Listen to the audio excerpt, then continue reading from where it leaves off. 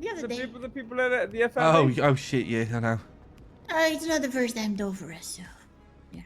Oh, Yeah, yeah. this is perfect. I was just saying to Nora, you know, Gunnar, Kane, Frank Skinner, Nora Thomas in a secure location. Who could possibly show up to this? Nobody. And you know what? We're perfectly enclosed. They'd have to come through that door and we'd see them, wouldn't they? Or they'd have to land a helicopter on the roof and come in through the roof. Yeah, we'll be fine. Exactly, yeah. If they burst in through the door with guns, I'll shoot them. I don't have a gun though, so. Anyway. So yeah, would you like us to start with the reason Yui was asking about you? Sure, yeah. Why not? So have you seen the newspaper yet, by the way? Do you need a copy?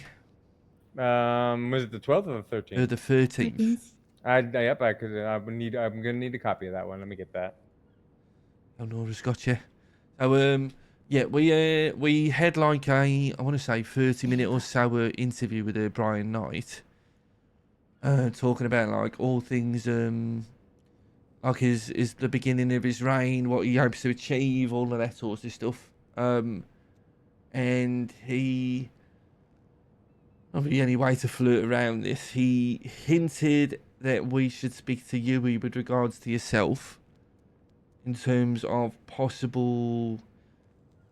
I don't know the right. He didn't. I don't think he used this wording, but it's the only really way to do it. Possible intimidation in regards to voting for the director of the Marshals, and possible manipulation of Yui's vote for yourself. And Yui wants to give us a statement, but she said that only if Gunnar Kane is willing to speak as well. That is interesting.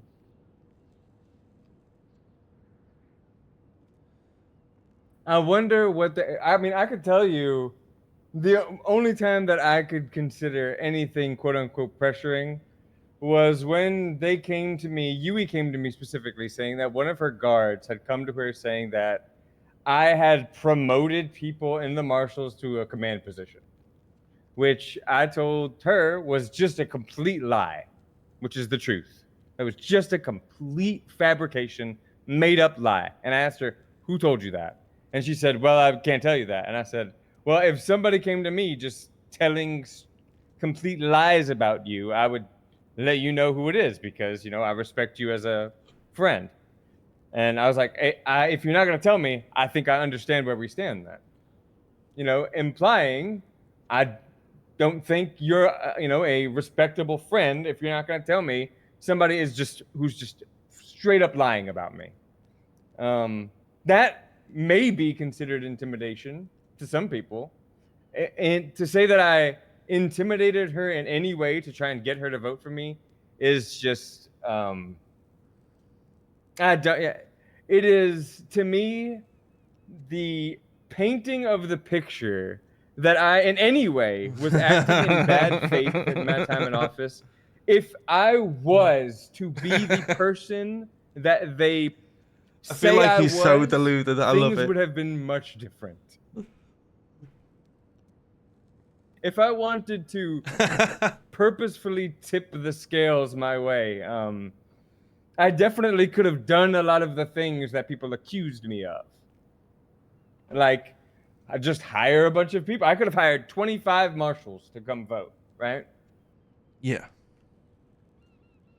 Instead, the people who were on the back burner waiting to get hired were the people who I decided should get hired. And that was painted as me hiring a bunch of people to get votes. When 2 of the people who got hired didn't even vote for me. And I only hired 4 people. What? 4? Yeah, 4 people.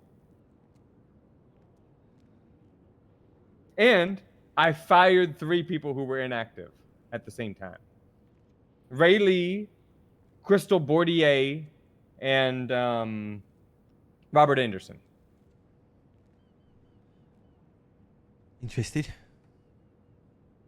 So I didn't even pad the numbers. If anything, I added 1 extra marshal. But Oh, he's so like. Yeah, when I was talking to McAllister as well, I Oh, it's heard a so lot funny. of rehash stuff brought up from the past, Really, they. which What type of stuff? well, so I mean, I should just get on with the whole. I'm just gonna start from the beginning.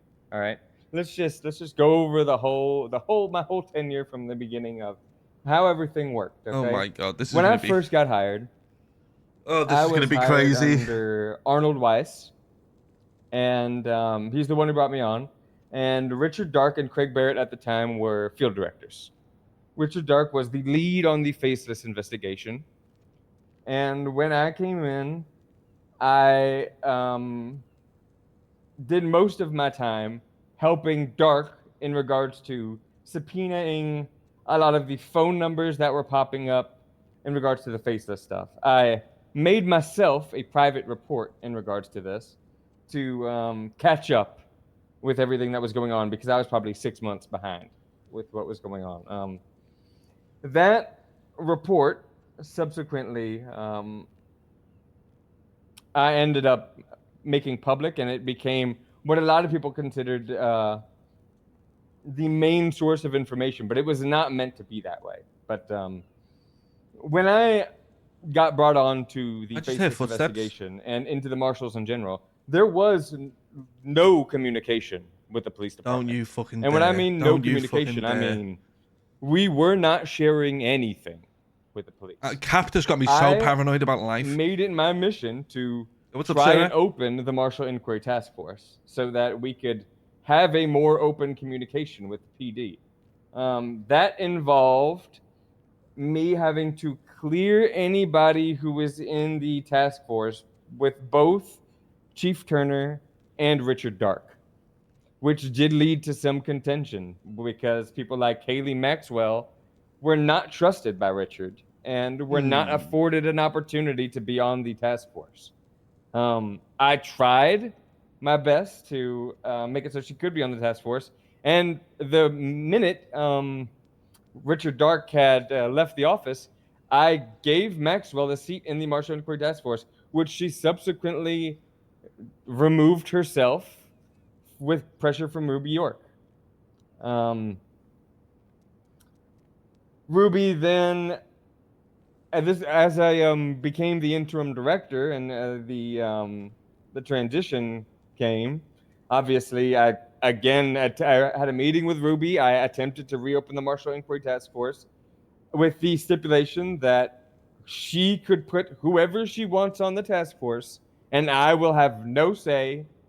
These reports. This is just a secure way for us to share reports, so that not every officer down to cadet level has access to these reports. Obviously, they've been leaking quite a bit, right? Yeah. So it was a way to have a secure channel. They shut this down. They wanted nothing to do with it, which obviously I believe under Turner, it was all working just fine in the Marshall Inquiry Task Force. Some people say that, and I've heard this, that we were gatekeeping these operations.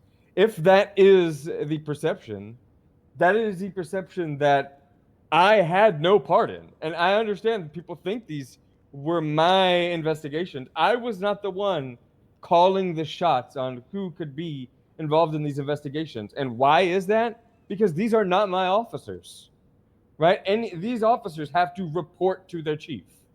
I can't tell the chief, you're not involved.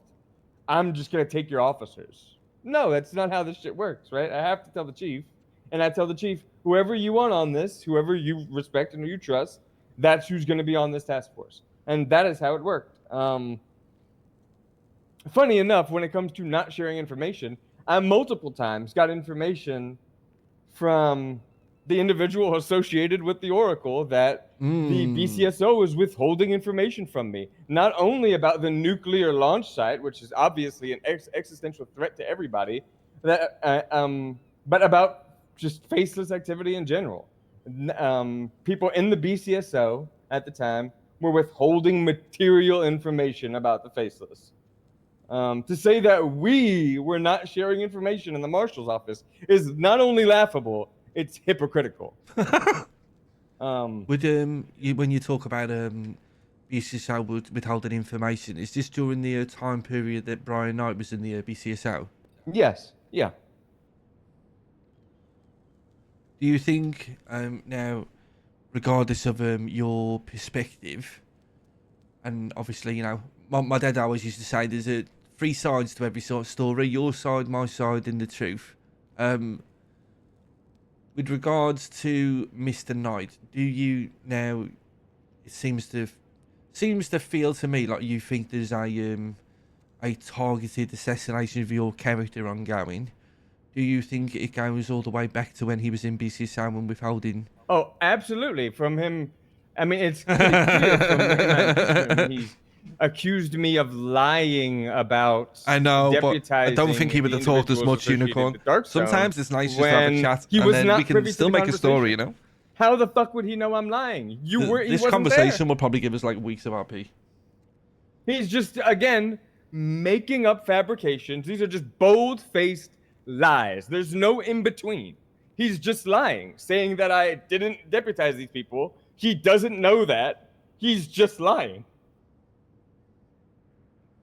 And it's funny to I see. hear I these see. things You from know what I'm people saying? when, like another I thing knew was the that right I question. had, like I said, when I approached Huey. Can I just check something very quickly? I'm just getting ultra paranoid here. Mm-hmm.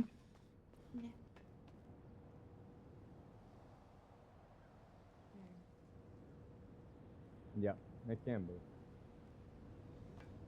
I felt like I heard footsteps earlier, and then I just saw the door move. So, okay, sorry, I didn't mean to cut you off, and you were getting very passionate then, Mr. Kane. Yeah. When it comes to Brian Knight, funny enough, there was an incident that had happened where during the impeachment of Genevieve Toussaint, I had been lured to the back of my office, I believe, by Seamus McCarthy, and shot in the head. In the back. He Jesus. snuck in my car, I believe, and shot me in the back of the head. Subsequently, I found out that Brian Knight illegally searched Seamus McCarthy and seized that gun off of him. I took this information to Chris Peters, who then did nothing with it. Because I was conflicted on this, right? Obviously, as the victim, I can't look into that. So I took it to Peters, and with the understanding that he was going to look into it. He did not. So that gun then became fruit of the poisonous tree, meaning Seamus McCarthy could no longer be prosecuted for shooting me in the fucking head. Christ.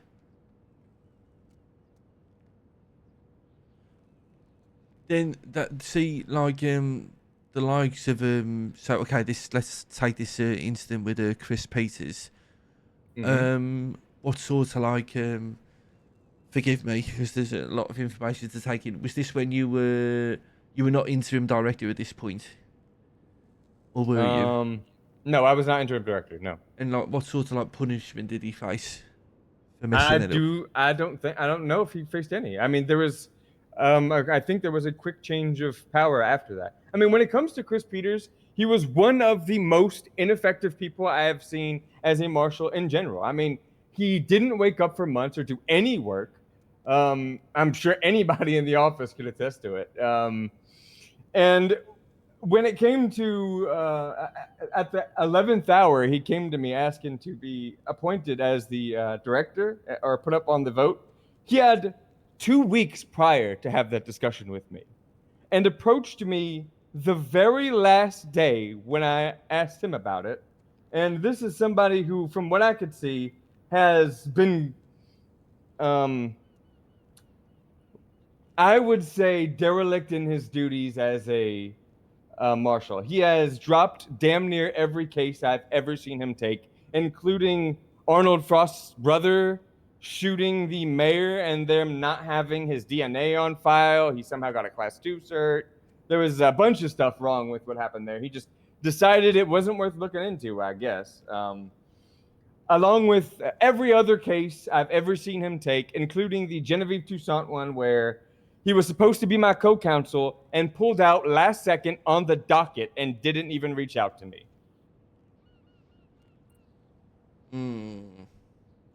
And this is somebody who's approaching me, telling me they want to be the director.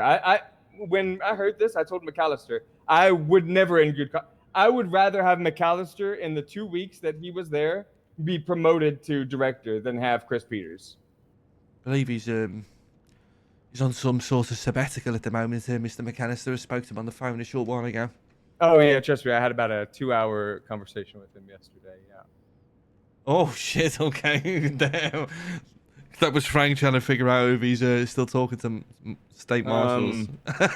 Yeah, I mean, the reality of the situation of what has happened versus what I hear said is just so completely far from the truth. I mean, if I wanted to only do things in my best interest, I probably wouldn't have pissed off the mayors. I probably wouldn't have contested the cap legislation, even though it was clearly something I believe meant to fuck with our office again, considering we were left out of the legislation altogether. I mean, there's a lot of things I could have done. Like, I had a few conversations with Mr. Pred in which he did kind of urge me to be a lot more selfish. And I told him, Mr. Pred, a lot of what I do is not in my own self-interest. And he looked at me and said, I don't know what that means. That does not sound like Mr. Pred at all. Yeah, I'm sure. So I think if I wanted to be the person that they said I am, things would have been a lot different than they turned out. Any questions through any of that? I'm an open book right now. This is the last time I want to rehash this fucking political bullshit. Do you think there's a possibility? So, like, if you look back, like, on your time as interim director, so, like, let's I am the one that heard something. Yeah, I swear I keep hearing footsteps every now and then. If we take into consideration, let's look specifically, let's say, at the cap legislation, and from what I've heard, the Darkstone are now like the official weapons supplier of the police force. You know what's funny about that too? I wasn't the one who contested the legislation. It was McAllister, and obviously I supported him in the position as the director, but I wasn't the driving force behind that. And it's another thing that was so funny, Well, so funny. I'll be honest with you, that's not really the point I was getting at. So the way I see it, like, from looking outside, looking in, it appears that you started as the interim director to build up a bit of a relationship with Darkstone. Darkstone were essentially being the weapons I'll give you a little supplier. bit of a correction. It happened before I was interim director. Oh, really? So they directed beforehand, they'd already started the relationship? I was working with them in my capacity as just a regular state marshal. So that transportation that took place, that was when I was an acting interim director, while Mr. Dark was on LOA. And was that already in place before, or was that something that was put in place? No. I was the acting interim director. Dark went on vacation and he appointed me acting interim director, and then I think it was like 4 days later or something that happened. Okay, so I'll just let's. I could be wrong about this. I could be wrong about the timeline here, but I'm pretty sure. No, it's okay. Let's just take that as an example. So essentially, what was happening there was Darkstone were being a supplier of weapons for the police force or law enforcement in general to help with I'm presuming the fight with the Faceless, as a week prior to that, I think, was the missiles raining down in Polito story we ran. So and I should give you the full truth of how the conversation went down Okay. with Darkstone. Okay. Oh, The okay. full truth of what went down with the conversation when we got the weapons was it was myself, Opal Price, and Doc Masters. When the offer of the weapons came, I said, Opal, we should talk to the chief first. She said, no, Gunner, we should just accept it now and talk to him after. And after a bit of back and forth, I was like, okay, if they, don't accept it, then we can just come back and have another conversation, tell them we don't accept. But it's so funny that it's painted as if I was the arbiter of this deal when no, again, I cannot put the weapons into the PD armory. I don't have that power in the marshal's office. This is a decision they made. Now, do you think there's a possibility that let's say yourself and whoever with it, the other members that like organised it and the chief at the time, Mr. Turner, that there wasn't really a problem with the what you were trying to do. It was more how you went about it, or do you think? Because like I'm looking at it, I'm going right. Okay, it seems very like you've been ostracised for that specific day, and then now. Oh, what was that? I heard something. There was a very I- large. There was a very large gun, like large gun.